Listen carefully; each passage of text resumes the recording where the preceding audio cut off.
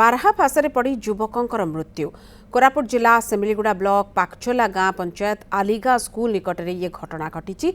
बारहा पिचा जाइथिबा विद्युत संस्पर्श में आसी जड़े युवकों मृत्यु हो जाइथिबा जଣାपड़ी। युवक जनक हेले खाटगुड़ा गाँवर संजय बड़नायक।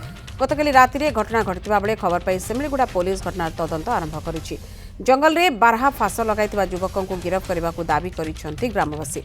अनेपटे युवक मृतदेह को मेडिकल स्थानांतर कर बारहा शिकार पर किए फास लगाइथिला तार तदंत आरंभ करिथिबा सुनाबेड़ा एसडीपीओ सुमित्रा जेना सूचना दैछन्ते।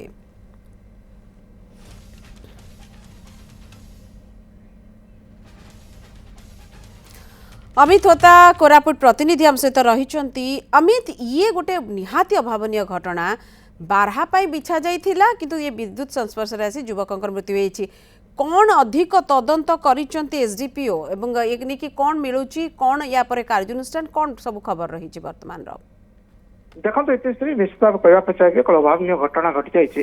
घटना घटी सेमिलीगुड़ार आलिगा निकटर पछाड़ पहाड़ में गत काली मध्यरात्रि घटना बारहा शिकार पर ग्रामवासी निकटस्थ जंगल रे विद्युत तार फास देते।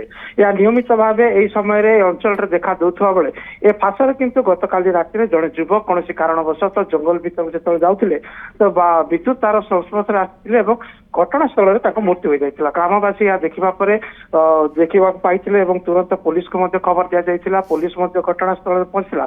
कोट ना कोटी कहवा ग्रामवासी नहीं बर्तमान उत्त्यक्त अवस्था परिस्थिति रही पुलिस से बुझाशुझा कर मृतदेह जो युवक मृत्युवरण कर मृतदेह को मेडिकल को अणा बेले ग्रामवासी को बुझाशुझा कर ग्रामवासी गोटे जिद अटल रही जे बारहा शिकार पाई विद्युत तार एभली भाव जंगल में बिछा जाइए से तुरंत गिरफ्त कर। किंतु आम गत दिन में देखीचे जे नारायणपाटना हो कि पटांगी अंचल ननपुर अंचल विभिन्न जंगल में बर्तमान जो जंगल मध्य विद्युत जाइए विद्युत तार जाइए तार को व्यवहार कर बारहा शिकार करने जंगल एक प्रकार विद्युत तार को बिछा जाऊँगी जार संस्पर्श में आसी गतकाली जड़े युवक मृत्युवरण कर निश्चित भाव अभावनीय घटना।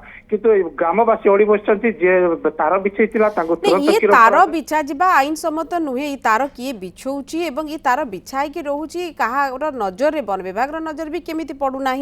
अनेक गुड़िए प्रश्न अमित सीधा सड़क उठुची अंगुली निर्देश होउची। निश्चित भाव इतिश्री जो पूर्व कहते आम देखी लक्ष्मीपुर